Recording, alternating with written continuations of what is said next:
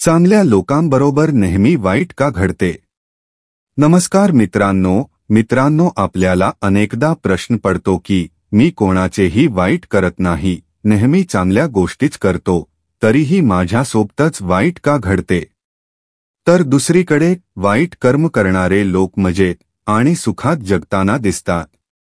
हा प्रश्न एकदा अर्जुनाने भगवान श्रीकृष्णांना विचारला आणि श्रीकृष्णांनी त्याला एका सुंदर गोष्टीद्वारे उत्तर दिले.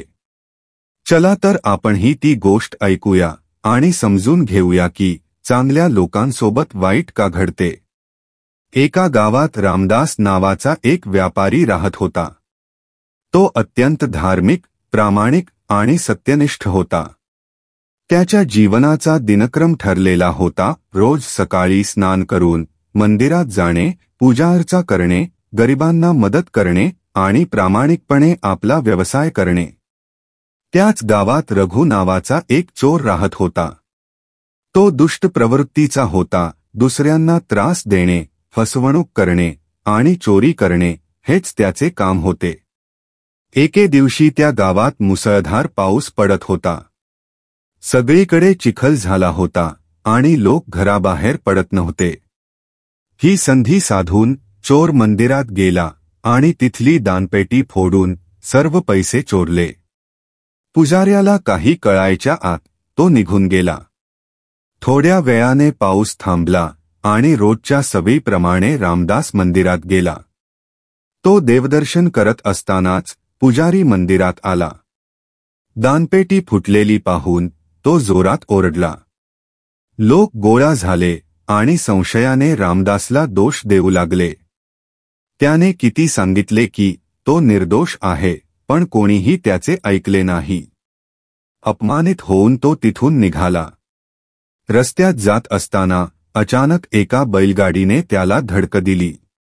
तो जखमी झाला, पण कसाबसा उठून चालू लागला. दुसरीकडे रघु मात्र त्या चोरी केलेल्या पैशांसह पळून जात होता.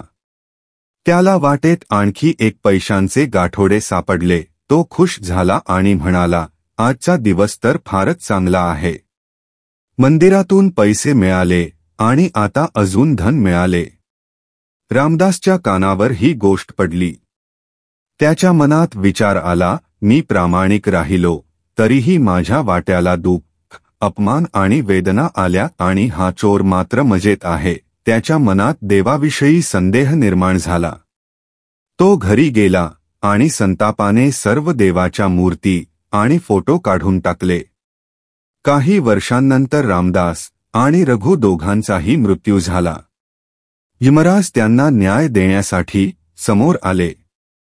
रामदासने विचारले, मी आयुष्यभर चांगली कर्मे केली तरीही मला अपमान, वेदना आणि दुःख का मिळाले आणि हा चोर वाईट कृत्ये करूनही आनंदात राहिला? त्यावर यमराज हसले आणि म्हणाले, रामदास, ज्या दिवशी तुझा अपमान झाला आणि तुला गाडीची धडक बसली तो तुझ्या प्रारब्धानुसार तुझ्या मृत्यूचा दिवस होता, पण तू सत्कर्मे केल्यामुळे तुझ्या चांगल्या कर्मफळाने तुझा मृत्यू टळला आणि तुला फक्त थोडी वेदना सहन करावी लागली. जर तुझे पूर्वसंचित पाप नसते तर तू अजून अधिक आनंदी असतास. आणि रघुच्या बाबतीत उलट घडले. त्या दिवशी त्याचा राजयोगाचा दिवस होता, पण त्याच्या वाईट कर्मांमुळे त्याला फक्त काही पैसे मिळाले, मोठे सौभाग्य नाही मिळाले. जर तो सत्कर्मी असता तर त्याला त्या दिवशी आयुष्यात खूप मोठे यश मिळाले असते. पण त्याने वाईट मार्ग निवडला, त्यामुळे त्याचे भाग्य सीमित राहिले.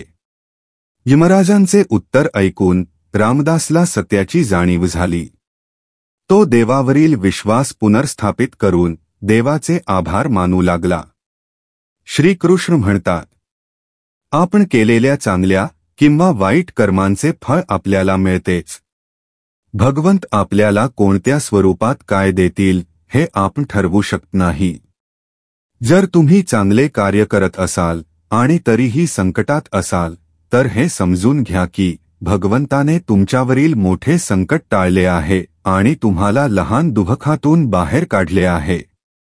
चांगल्या कर्मांचे फळ लवकर मिळत नाही, पण ते टिकाऊ असते.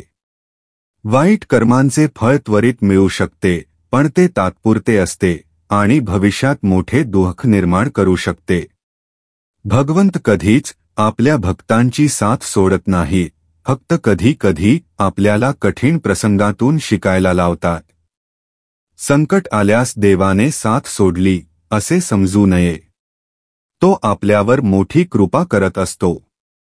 तर मित्रांनो, आजसाठी एवढेच. आम्हाला आशा आहे की आजची ही माहिती तुम्हाला नक्कीच आवडली असेल. तेव्हा व्हिडिओला लाईक करा, शेअर करा आणि चॅनेलला सबस्क्राईब करायला विसरू नका. धन्यवाद. जय राम कृष्ण हरी.